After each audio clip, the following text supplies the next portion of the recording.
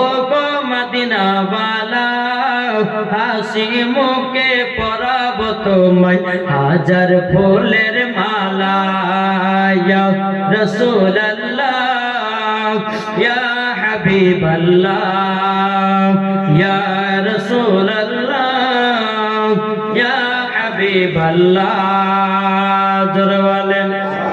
সাদা ফুলকে মানে রজনীগন্ধাকে জোরে বলেন সাদা ফুলকে প্রশ্ন করি রঙটি কোথায় পেলে সাদা ফুলকে প্রশ্ন করি রঙটি কোথায় পেলে নবীজির দাঁত মুবারক সাদা ছিল বলে নবীজির দাঁত মুবারক সাদা ছিল বলে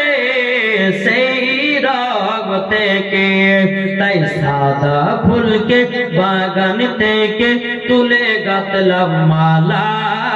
তাই সাদা ফুলকে বাগান থেকে তুলে গাঁথলাম মালা সুযোগ পেলে পরাব তোমায় হাজার ফুলের মালা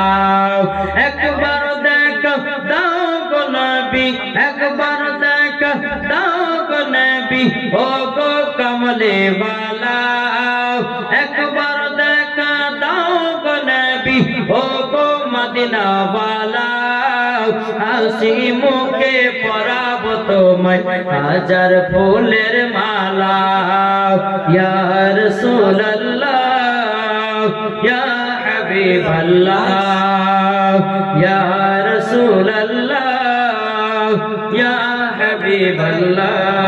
জরকান বাবাজি আল্লাহ পাক আল্লাহ তাআলা আমাদের সকলকে সঠিকভাবে জানা চলার তৌফিক দান করে যারা বলো আল্লাহুম্মা আমিন বেরাদার ইসলাম মহল্লার সামানিকরা তো আমার মায়েদেরকে বলতেছে মায়েরা গো কালকে যে 4 রাত্রি তারপর দিন হচ্ছে 5 রাত্রি তো মায়েদেরকে বলবো আজকে আপনাদেরকে বলবো যে যে সমস্ত মা বোনেরা কোরআন পড়তে জানেন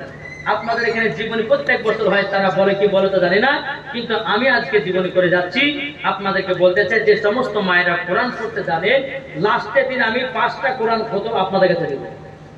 পারবেন না আমার মায়েদেরকে বলছে 5টা কোরআনের খতম আমার মায়েদের কাছ থেকে নেব যারা কবরবাসী যারা শুয়ে আছে ওই 5টি খতম তাদের জন্য বক্সানো হবে ইনশাআল্লাহ বুঝতে পেরেছেন আমার মায়েদেরকে বলছি যে এই পাড়াতে 10 জন এসেছেন ভাগ ভাগ করে নেবেন হয়তো 10 জন আছে আপনারা বা 20 জন আছে দু পাড়া করে নেবেন একটা খতম তুলবেন আপনারা যে দিকে যে মেয়ে আছেন মেয়েগুলো আছেন আপনারা একটু পড়ে 4টা হোক 5টা হোক খতমটা তুলে নিয়ে আসবেন ইনশাআল্লাহ যেদিন পরশু দিনকে লাস্ট ফাতিহা হবে খতমটা বসিয়ে যারা যারা কোরআন পড়বে তাদের দোয়া হবে যাদের আত্মীয় স্বজন মারা গেছে কবরে গেছে তাদের জন্যও ইনশাআল্লাহ দোয়া হবে তো বাবাদের মুসলমান আপনারা জীবনটা মনে রাখবেন আমার নবী মুস্তাফার সঙ্গে ইমাম হাসান ইমাম হুসাইন ঈদের মাঠে নামাজ পড়তে যাচ্ছে জি আবার কাল এখান থেকে শুরু হবে ইনশাআল্লাহ কালকে কারবালা ঢুকে দেব তারপরে ইমাম হাসান হোসেনের গার্ডান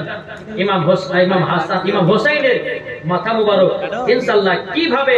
আপনার এজিদেরা কোথায় রেখেছিল ইনশাআল্লাহ তারপরের ঘটনাগুলো আপনারা